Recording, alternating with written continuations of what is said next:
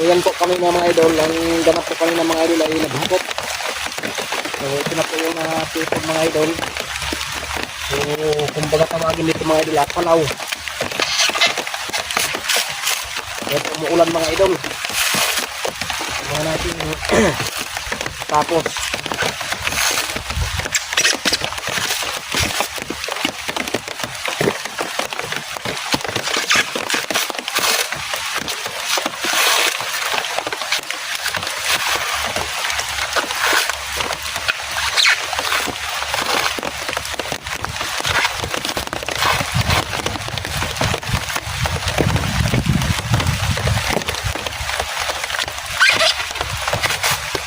kanina pa po umulan mga idol. Yan po mga idol, thank you for watching. God bless po sa ating lahat.